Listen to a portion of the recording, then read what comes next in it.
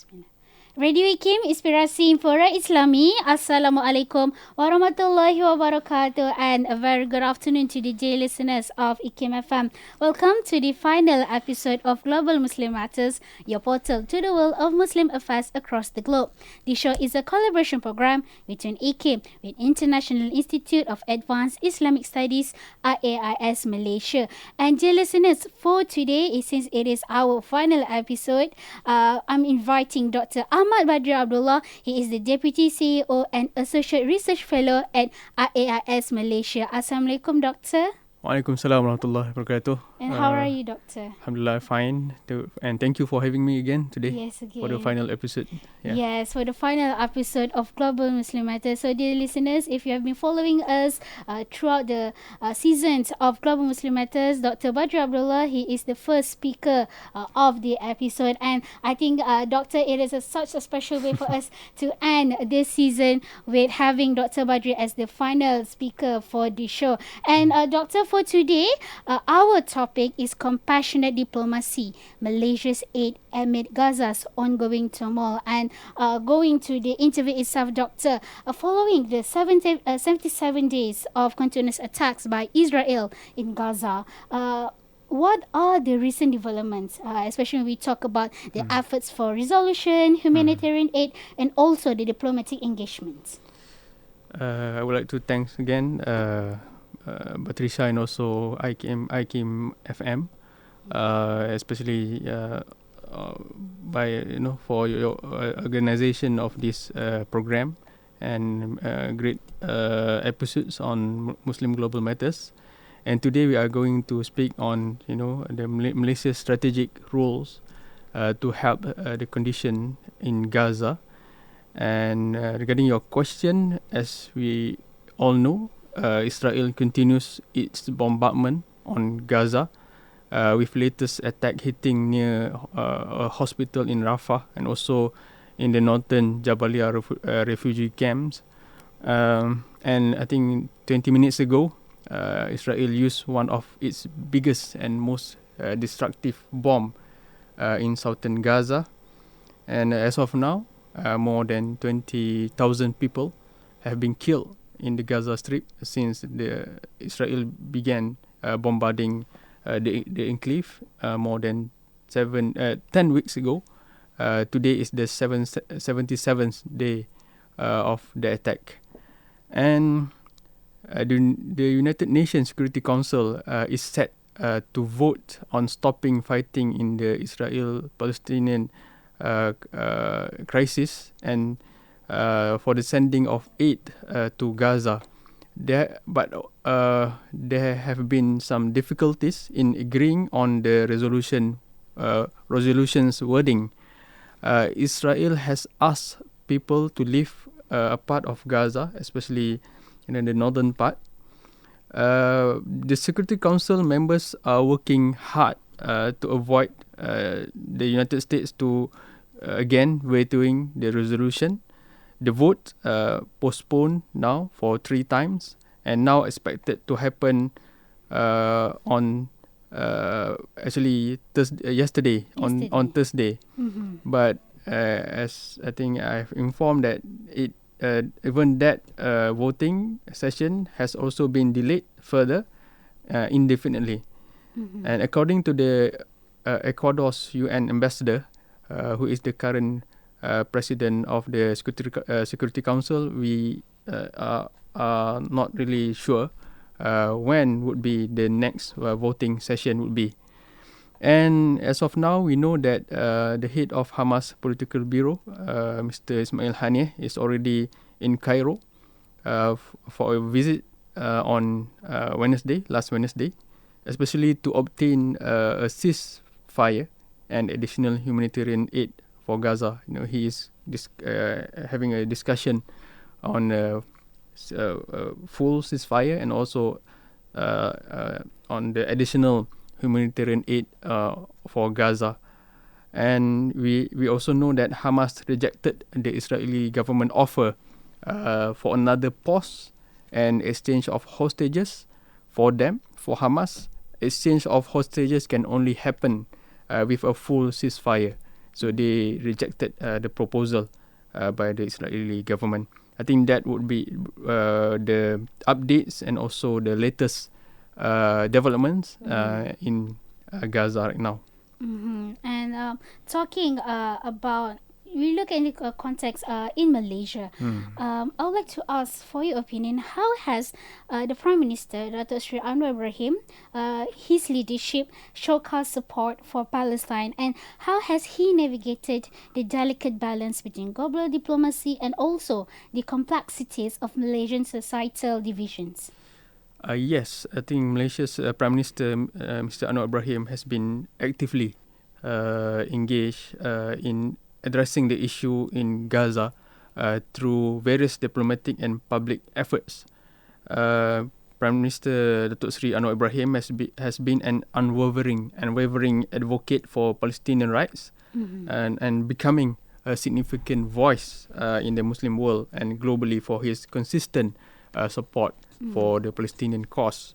He emphasizes that the understanding of the Palestinian and Israel issue need to be done through one of the scholar, which is Edward W. Said's concept of a political dispossession, shedding light on Israel's systematic land expropriation from Palestinians. In contrast to other ASEAN leaders that most of them have taken a broader approaches focusing on urging an end to violence and addressing the humanitarian crisis, Prime Minister Datuk Seri Anwar Ibrahim took a firmer stance and condemning Israel atrocities very strongly. And Prime Minister Anwar Ibrahim strongly support the United Nations Secretary General's call to the international community to prevent ethnic cleansing and the expulsion of the Palestinian people from their home. Datuk Seri Anwar Ibrahim has expressed readiness to join international effort to deliver humanitarian aid and relief supplies to Gaza with full facilitation from the Egyptian government. And the Prime Minister led a large rally in Kuala Lumpur, I think in last October, to condemn Israel's assault on the Gaza Strip, demonstrating Malaysia's strong support of the Palestinian people. So Malaysia maintains ties with Hamas and reserve their right to engage with the group, which has put the country at odds with some of its Western partners. Prime Minister Anwar firmly opposed Western pressure to condemn Hamas, citing their democratic right. They are democratically elected by Gaza's people, and defending their right to lead. Prime Minister Anwar also committed Malaysia to substantial humanitarian aid, pledging 100 million values of aid. And the Prime Minister underlined the importance of the Arab and Islamic countries' role in stopping the ongoing war in Gaza and called for mobilizing international effort to facilitate the passage of humanitarian aid in Gaza. This is especially in his speech in the special meeting of the Arab and Islamic countries, which was hosted in Saudi Arabia last November. He extended his efforts internationally, engaging with leaders in ASEAN and the Gulf countries, Gulf Cooperation Council summits, and advocating for ceasefire and humanitarian corridor. Prime Minister Anwar held discussion with leaders such as the Saudi Arabia Crown Prince Mohammed bin Salman, Turkey's President Erdogan, Egyptian President Abdel Fattah al-Sisi, focusing on Gaza's conflict and the urgent need for aid. Prime Minister Anwar also faces external pressure and also internal challenges due to Malaysian polarization, defending his stance as a matter of justice and human rights. In his concluding speech for the 2024 national budget, he stressed that the Gaza issue should be viewed through the humanitarian lens, and he highlighted that several global nations have adopted a similar approach, which is the human right approach, emphasizing that the Palestinian issues transcend religious boundaries. And his leadership in the Gaza crisis has bridged religious and ethnic divides within Malaysia, calling for collective support for Palestinian amid a humanitarian crisis. Prime Minister Anwar also navigates a delicate balance between foreign policy and domestic sensitivities, stressing the need for Malaysian, irrespective of background, to back the Palestinians' cause. And Prime Minister Anwar's leadership, I could say, demonstrates efforts to unite for a just and compassionate cause transcending religious and ethnic division, for the betterment of all humanity amid the complexities of the Middle East conflict. I think most recent development on the December 20, Malaysia Prime Minister Anwar Ibrahim announced the decision to ban all Israel flag cargo ship from docking at the country's ports in response to the ongoing war in Gaza, especially the Zim shipping company.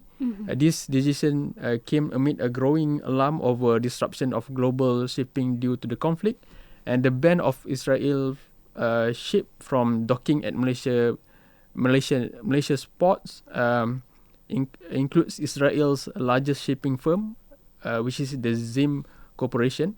So the Malaysian government decided to block and disallow those ships from docking at any Malaysian port, and the restrictions are effective immediately. This move demonstrates how the government and the Malaysian people are committed to support the Palestinian people and condemning Israel's action in the Gaza issue. I think that would be some of the initiative and also the action that has been taken by our Prime Minister. So it seems like it is obvious that our Prime Minister is a prominent supporter and also being vocal of his support to the Palestinians. He even, just like you mentioned just now, committed in giving aid of 100 million to the Palestinians. So in a way, it seems like it also reflects the country itself, the Prime Minister, as Malaysia is also known to be one of the, if not known, one of the number one supporter of Palestinians. And this support include humanitarian aid. So could you explain to us how does the Malaysians' contribution, especially when we talk about the humanitarian aids to the Palestinians, such as the key shipment initiatives, and is there any recent successful delivery, and how do these efforts give impact to the Palestinian community? Okay, thank you for the question. Initially, as I mentioned, Prime Minister Anwar committed Malaysia to substantial humanitarian aid, which he pledged 100 million value of aid, which he presented in the parliament. And I think Malaysia has provided significant humanitarian aid to the Palestinians in Gaza through various initiatives. I think Malaysia's first shipment of humanitarian aid for Palestinians totaling more than ringgit Malaysia 7 million departed for Al Arish International Airport in Egypt, and the 20-ton shipment including medical supplies was handed over to Egyptian Red Crescent Society for delivery to Gaza through the Rafah border. And the second shipment of humanitarian aid totaling also 20 tons also departed in mid of November to Egypt Egypt as well. This shipment include medical supplies, baby goods, and was part of a total 50 tons of goods collected through various Malaysian NGOs and organizations. The third humanitarian aid delivery for Palestinians, known as Ops Ehsan, safely reached Egypt's Al Il Arish International Airport, I think 2 days ago. The flight involving 10-person crew, including 2 journalists, arrived about 2 days ago. Then on a chartered mass cargo aircraft. Officials from the airport and Egyptian Red Crescent Society welcomed the arrivals of the aircraft and unloading the goods from the plane that took approximately 3 hours. And Science Secretary Chairman Mr. Jismi Johari expressed gratitude to everyone that involved in this initiative, highlighting the collective efforts of the Foreign Ministry, government agencies, over 60 NGOs, and the support from Malaysians as crucial to the mission's success. The goods received by the Egyptian Red Crescent Society will be taken into Gaza through the Rafah border before being handed to the Palestinian Red Crescent Society, which will be responsible for distributing them to hospitals and also to those in need in Gaza. I think Malaysia King, the Agong Sultan Abdullah Riayatuddin Al Mustafa Billah Shah observed the preparation of this aid shipment at the KLIA cargo terminal, and all these efforts demonstrate Malaysia's commitment to provide substantial humanitarian assistance to the people of Gaza during these turbulent times. And Malaysia has also expressed readiness to send more aid, such as rubber gloves, to support the medical teams in the enclave of Gaza. I think that would summarize all the great efforts that have been carried out by the government and also the NGOs in Malaysia. And just now we talk about the humanitarian aid, but also Malaysia also have in other perspective, which is the legal perspective. And talking about that, what do you think about the Malaysia's pursuit of international legal action towards Israel's aggression? How is Malaysia involved in presenting evidence of war crimes to the international bodies? Is there any collaboration with other nations or even organizations about it? And what are measures taken to seek justice for the Palestinians? Regarding taking on the legal actions concerning the Gaza crisis, I would like to highlight the role of My Aqsa Foundation, Malaysian non-governmental organization, which is committed to presenting a comprehensive report and evidence of alleged war crimes by Israel against Palestinians to the International Criminal Court (ICC). Mr. Luqman Sharif, alias the co-chair of My Aqsa's legal team, expressed the organization's determination to involve Israel and other implicated parties at the ICC. I think My Aqsa have collaborated with the Palestinian government and embassy in Malaysia to ensure justice. The organization aims to submit a detailed dossier and evidence to the ICC prosecutor's office, seeking prompt action against what they term as the tyranny of the Israel Zionist regime. I think since 2018, My Aqsa has persistently worked on this matter, resulting in an official investigation initiated by the ICC prosecutor on February 9, 2021. They claim that Israel's action constitute war crimes, crimes against humanity and genocide, falling within the ICC's jurisdiction under the Rome Statute. My Aqsa's recognized status as amicus curiae to the ICC aids in establishing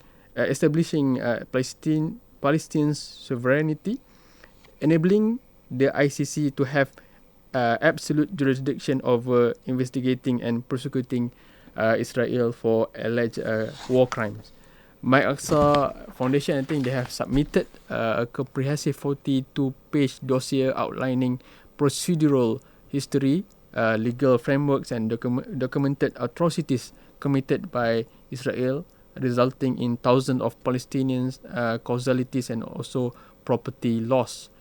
Despite ample evidence presenting, my Aqsa expressed disappointment over the ICC's delayed in indicting Benjamin Netanyahu, the Israeli Prime Minister, after more than a month of genocidal attack that claim over, nowadays 20,000 lives, including children, women, and civilians. The evidence include verified videos, images, and credible testimonies from eyewitnesses who observe atrocities firsthand, collated with assistance from the Palestinian government. My Aqsa stands ready to provide additional evidence if required by the ICC to strengthen the case, believing that there are substantial grounds for issuing a warrant to arrest against the accused individual under Article 61 of the Rome Statute. Urging formal charges under the Article 21, my Aqsa implores that ICC to initiate a thorough investigation under Articles 15 and 53 of the Rome Statute, emphasizing the compelling evidence already presented.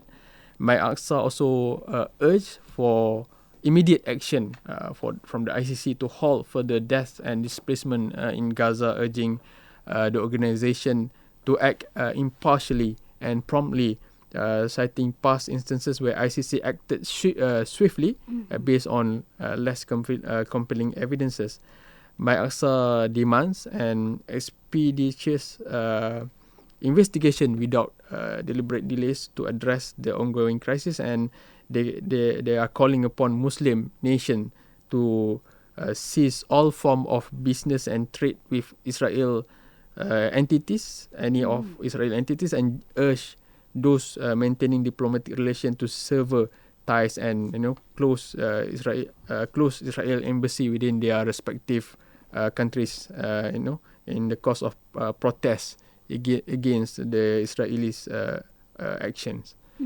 I think that would be the legal actions that has been taken by one of the NGO in Malaysia. I think very significant action or significant measure that they have taken to bring this case in the framework of international law.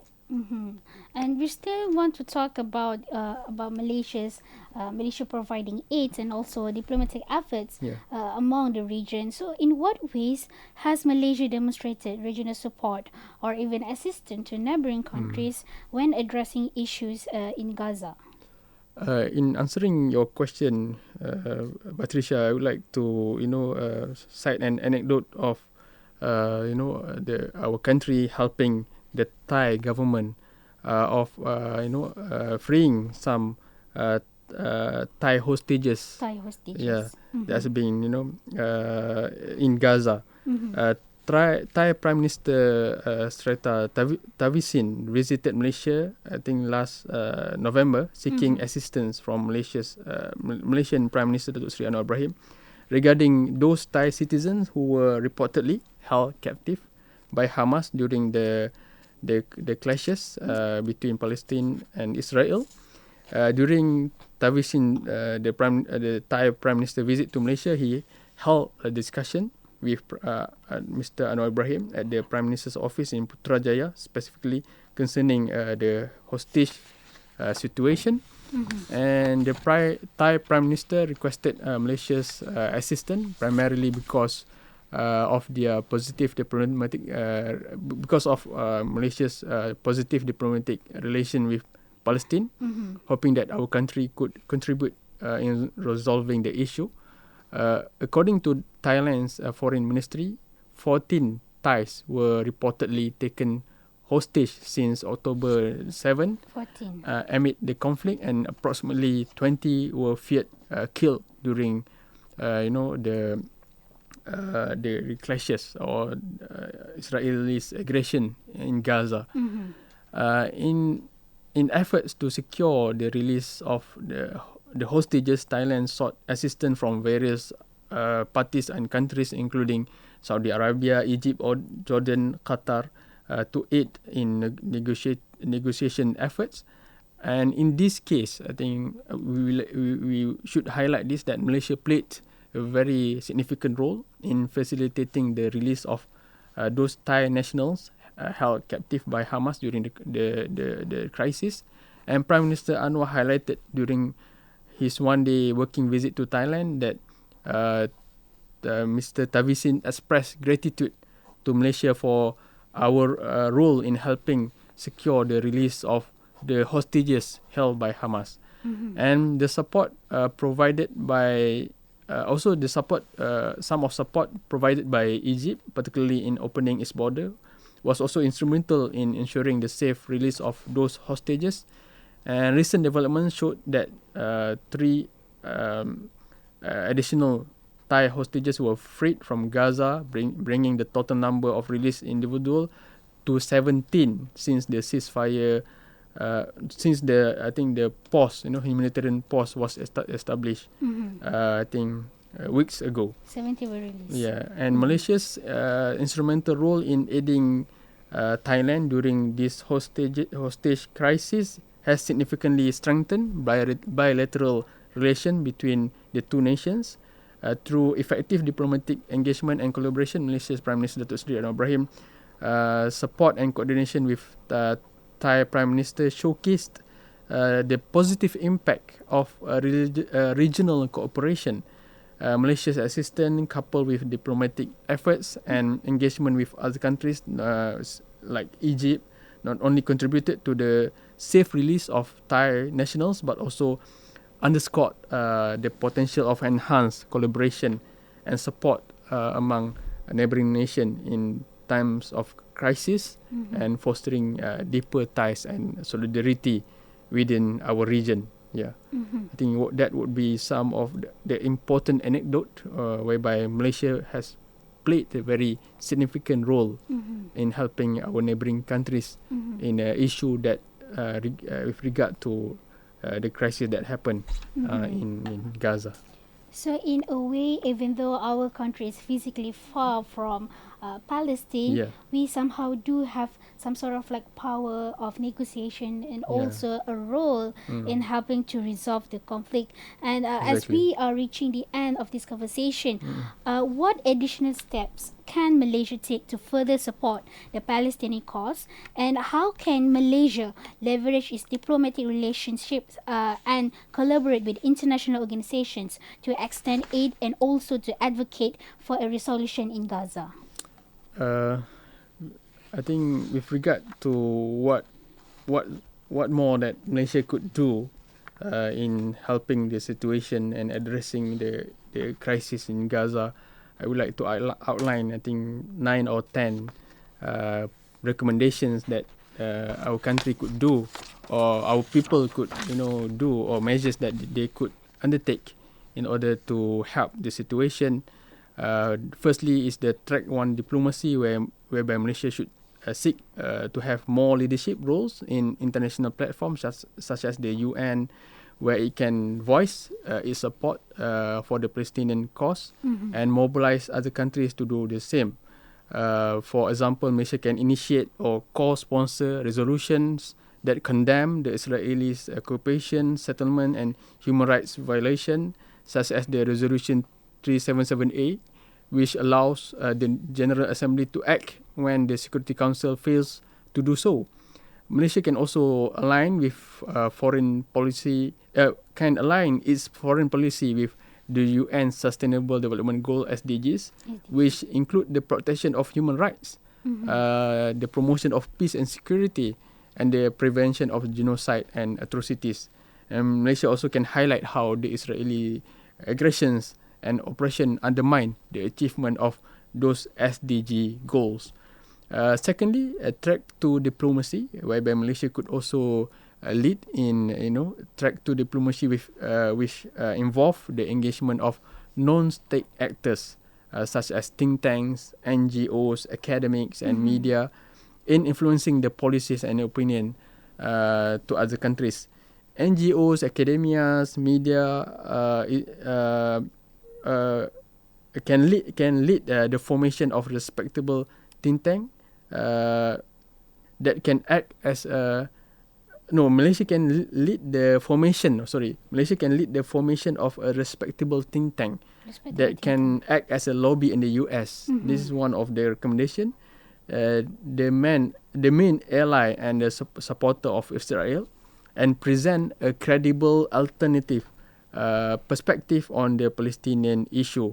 So such a think tank can be a collaboration with key ally states such as Turkey, Pakistan, Indonesia, South Africa, which share similar views on this particular issue. Thirdly, regional role. Malaysia, as I mentioned about our regional role, Malaysia should also play an active role in regional platforms such as the Non-Aligned Movement, and NAM, and also the Association of Southeast Asia Nations, ASEAN, where it can rally the support and solidarity of other developing and emerging countries for the Palestinian cause. Fourthly, inter-civilizational dialogue.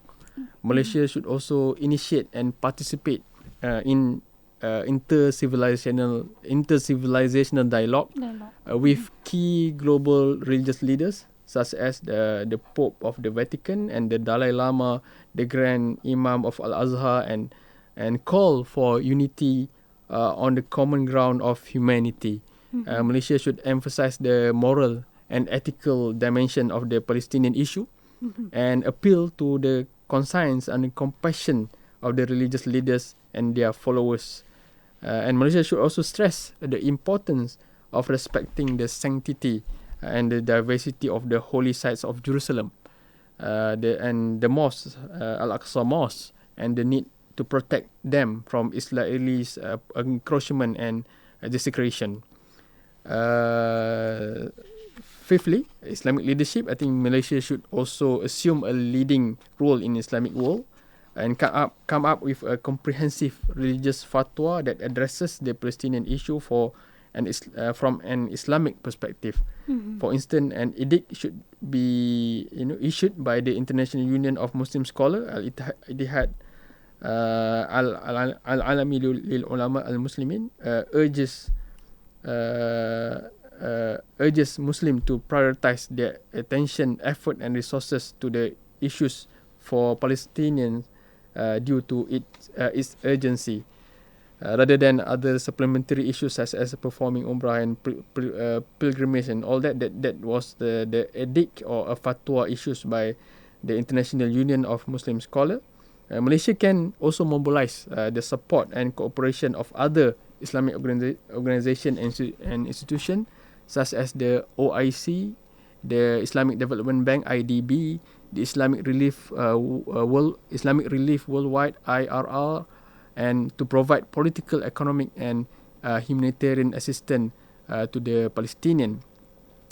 Sixthly, international legal action, as I mentioned before, just now, Malaysia should also pursue international legal action against Israel for its violation of international law and human rights in Palestine, whereby Malaysia can file lawsuit or join other countries in filing lawsuits against Israel at the International Court of Justice (ICJ), the International Criminal Court (ICC), or other relevant tribunals, and seek legal remedies and accountability for the Israeli aggressions and crimes and atrocities. Finally, I think some domestic efforts or domestic action that Malaysia could also take politically, economically.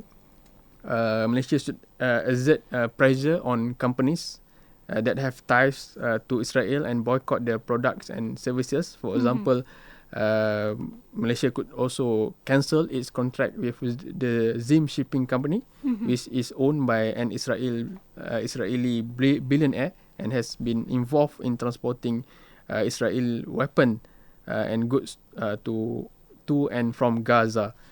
And humanitarian aspect, Malaysia should increase the shipments of humanitarian aid to Palestine, especially to Gaza, which has been under, brutal attacks by the Israeli regime, and also a brutal blockade by the regime for more than a decade.